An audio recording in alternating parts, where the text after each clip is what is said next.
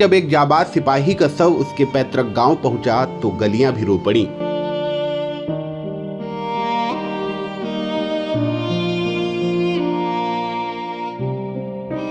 परिजनों के साथ साथ स्थानीय लोगों में भी इस कदर गम और आक्रोश है कि बदमाशों के घरों पर बुलडोजर गरजने की मांग भी जोर पकड़ रही है।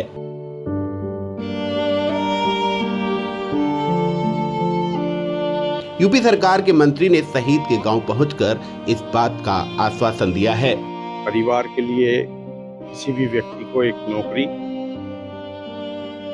50 लाख रुपए, बुलडोजर की कार्रवाई बहुत कम है। मेरा कहना यह है कि कल्पना से परे उनको जवाब दिया जाएगा। यूपी के गाजियाबाद में पुलिस और बदमाशों के बीच हुई मुठभेड़ में शामली जनपद का जवान सौरभ शहीद हो गया था।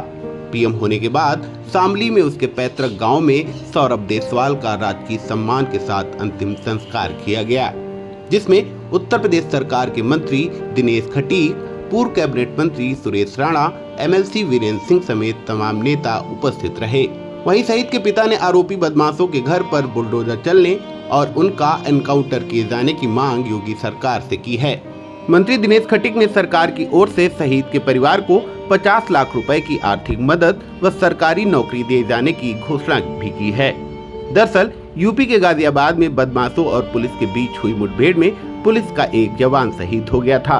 यह जवान सौरभ देसवाल शामली जनपद के गांव बधेव का रहने वाला था।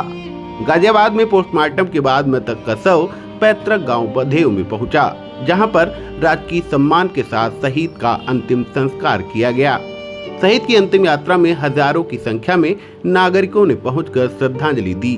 वहीं श्रद्धांजलि देने पहुंचे उत्तर प्रदेश सरकार में जल संसाधन राज्य मंत्री व शामली जनपद के प्रभारी मंत्री दिनेश खटीक ने भी अपनी और सरकार की ओर से शहीद के परिवार के प्रति शोक संवेदनाएं व्यक्त की। साथ ही उन्होंने सरकार की ओर से पीड़ित परिवार को 50 लाख रुपए का मुआवजा व सरकारी नौकरी दिए जाने की घोषणा भी की है। पूर्व कैबिनेट मंत्री सुरेश राणा ने कहा कि सौरभ की शहादत युवाओं के लिए प्रेरणा के साथ साथ दुख का भी विषय है। जिन्होंने भी इस घटना को अंजाम दिया है उसके विरुद्ध सरकार कठोरता से कदम उठाएगी। बहुत दुख का विषय है कि हमारा एक भाई और उत्तर प्रदेश पुलिस का जवान जो बदमाशों के साथ मुठभेड़ में जिसकी जो शहीद हुआ है, उसके लिए हम अपनी तरफ से और उत्तर प्रदेश सरकार की तरफ से श्रद्धांजलि अर्पित करते हैं। और जो बदमाशों ने जिनसे लोहा लेते हुए इस शहीद ने अपनी जान दी है, उनको योगी सरकार मुंह तोड़ जवाब देगी और बहुत जल्द इसका परिणाम आप लोगों को मिलेगा।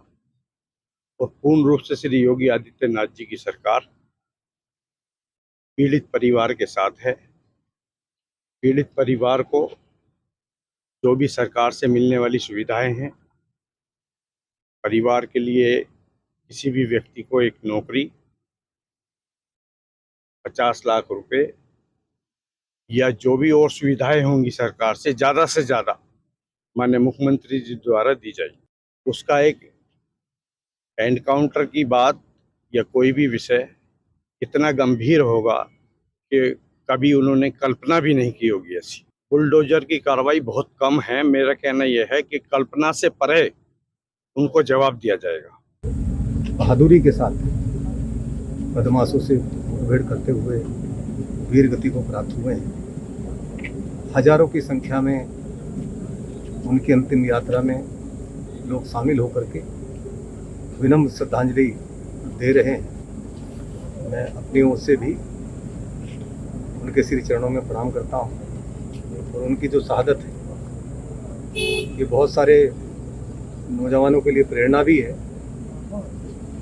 लेकिन जिन बदमाशों ने दुस्साहस किया है, तो योगी सरकार की जीरो टॉलरेंस पॉलिसी अपराध को लेकर के निश्चित रूप से उन्हें कड़ी से कड़ी सजा मिलेगी। जिन्होंने दुस्साहस किया है, बहुत बड़ी कार्रवाई उनके खिलाफ होने वाली है। और मैं कह सकता हूं कि उनकी 7 पीढ़ियां याद रखेंगी ऐसी बड़ी कार्रवाई होने वाली है। शहीद सौरभ अपने घर का इकलौता कमाने वाला था। उसकी मौत के बाद परिजनों का रो रो कर बुरा हाल है। सौरभ के पिता उत्तम कुमार ने योगी सरकार से मांग की है कि उनके बेटे को शहीद का दर्जा दिया जाए।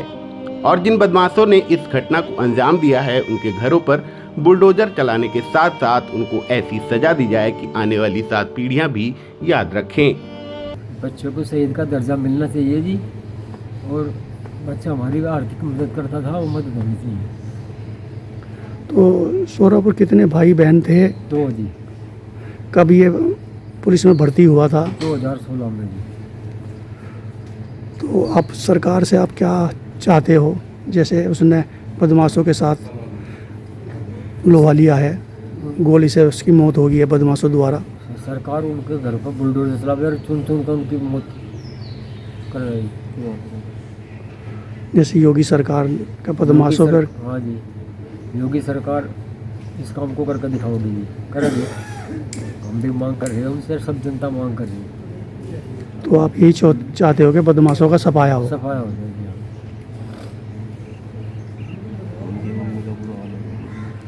मम्मी का बहुत बुरा हाल है, उनकी मम्मी का बहुत बुरा हाल है।